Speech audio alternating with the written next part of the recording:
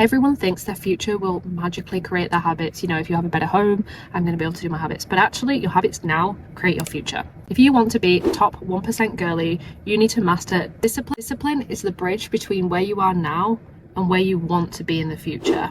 In this video, I'm breaking down the exact tools and mindsets that I use. This is not eat well, sleep well, go to the gym. We all know that exercise, sleep, and food is incredibly important. I'm not gonna tell you that, you already know. You need 8 hours of sleep. You need daily movement like a walk. You need to probably do some cardio, some strength training, some swimming. This is basic advice that we always hear over and over again. But these tools are different, and I think you're really gonna like them. Number 2 and number 3 has changed my life. Okay, let's start with number 1. Set clear goals. So this is not, I'm going to go to the gym more. This is, I'm going to go to the gym 3 times a week, Monday, Wednesday, and Friday at 6 p.m. after work. Monday, I'm going to do swimming. Wednesday, I'm going to do lower body. And Friday, I'm going to do Pilates.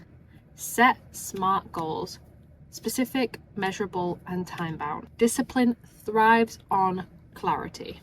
Okay, number 2, if you take anything away from this video, let it be this. This has changed my life. As an ADHD girly, this has changed my life. Time boxing, time blocking. So every Sunday night or Monday morning, I take out my time boxing planner, which is like €5 from Amazon, but you can also use Google Calendar. I use both. It's not necessary to do both. I like writing things down, but honestly, Google Calendar works. And block out everything you have that week. So that is meetings at work, focus work, time block for side hustles, doing new hobbies, learning new skills that are really important to you, time block for going out with friends, time block your weekly exercise. So I time block when I go to the gym and where and when. It has saved my life. It has made my weeks so productive. I can do my full-time job. I can do my content creation. I can go to the gym 4 to 5 times a week. I can spend time with my partner. And you can also time block for rest. You don't have to be that extreme about it, but I think it's very important if you can time block around especially your work tasks and your side hustle tasks to be the most productive version of yourself. If I show you this planner, so we have today's priorities. So you have 3 of your priorities for the day. Then you have a brain dump. So here you could do a to-do list. You could just do whatever's on your mind. And this also links to number 3, which is an amazing tip that I just learned using AI. And then time blocking here for every half an hour. It's a game changer. Whenever I get an idea or something that I need to do, I will just add it into my Google Calendar for later in the week where I have a gap, and I'll add it in here. And that way, anything I need to do will get done. Of course, the most important thing is sticking to it. So you need to stick to it. So you need to time block and then actually stick to it. However, if you find that you're in a flow state with a certain task, say you're doing your content creation, but you thought that, you would start a work task, you can change it. So if you're in a flow state and you have 5 minutes left and you want to do it for another hour, you can do that. But that other hour of work task, you just move elsewhere in the day or elsewhere in the week. So you still get everything done. Therefore, it's important to leave, some gaps for movement. We don't need to be that rigid. Life happens. But then the pro tip is to learn from that. So say, when you do X task, like editing, for example, you can really get in a flow state. And instead of doing 1 hour at a time, you want to do 3 hours, you learn for it. And when you time box or box plan the week after, you know that activity will take longer. So just learn from the previous week. Number 3, capture your thoughts using AI. So I really like to walk down the street when I'm walking to the office or when I'm going on a hot girl walk, or I could even be on a bus or something. I speak into the notes app on my phone and I blabble, I brain dump, I say, I want to get better at this and I want to do this and I want to do that. And that means I need to do this task. Then I copy and paste from my notes app into ChatGPT. And I tell ChatGPT the brain dump, and then I say, please create action points from this brain dump. Suddenly your ideas become a clear to-do list. Then you can take that to-do list and add it to your time planning. So everything that you think, every idea you come up with, creative ideas, tasks that are really going to help you better yourself, whether it be in your work, whether it be in your relationships, whether it be in your side hustle, skill creation, you put it in here and then it will get done. as long as you follow it. Okay, so this takes me on to number 4, the Mel Robbins rule. So I'm sure you've heard it, but maybe you haven't. This one is so simple and it sounds so silly, but it works. It's counting down from 5. 5, 4, 3, 2, 1. When you hit 1, move. Don't even think about it. Do not second guess. That first step is where momentum lives. Okay, number 5, start small. Start so small that it seems ridiculous. Say you want to meditate every day. Say, okay, I'm going to meditate every day for 30 seconds, for 1 minute.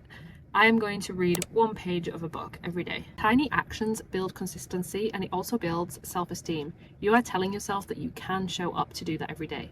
Of course, it's easier to show up when the action is small. The moment you prove to yourself, I follow through, stop being someone who wants discipline. You'll be someone who is disciplined. Part 6, build routines and not decisions. You can make decisions all day, but when you make decisions, willpower and discipline is not going to follow.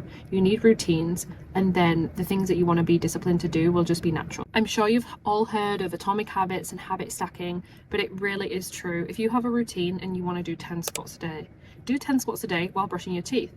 Brushing your teeth, I hope, is very natural in your routine. So you're already doing something. So if you do something else, you're then creating that association, and it'll be much easier to do that new habit. I've started to brush my teeth with my non-dominant hand standing on one leg. Apparently it helps your nervous system and balance and all of these other things.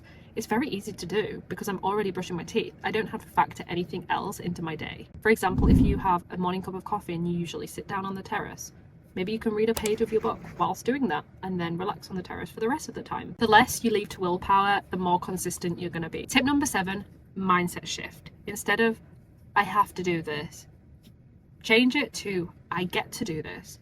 I get to move my body. How lucky that I am not disabled and I can move my body and I can go to the gym. How amazing that I can swim and I can run and I can push weights. I get to move my body so that when I'm older, I'm going to have longevity. I'm going to be strong. Working out, you get to strengthen your body. Studying, you get to invest in your future. You have the ability to do so. Discipline feels less like a punishment and more like a gift when you flip this perspective. Okay, last but not least is accountability. Tell a friend. Post progress online. External eyes keep your internal excuses in check. However, there's a caveat. Do not tell too many people what you're going to do. There's actually research that when you say something out loud, your brain can be tricked into thinking you've already done it. So say you say, I'm going to start this YouTube channel and I'm going to do this. Your brain already thinks that you've done it. And so you're less likely to progress. So I would say maybe you could put a post on the internet. I am going to post 1 day every week for 12 weeks, and then that's it. You don't need to go around and tell everyone, oh, I'm doing this and I'm doing this and I'm doing this, because then you're tricking your brain into thinking that you are going to do something. Trick your brain into the fact that you've done something that you haven't actually done yet. They're enough to stay accountable, but save the real energy for the actual work itself. So to be a top 1% girl and build discipline, you don't have to be perfect. It's about building habits, it's about routines and systems that your future you will thank you for.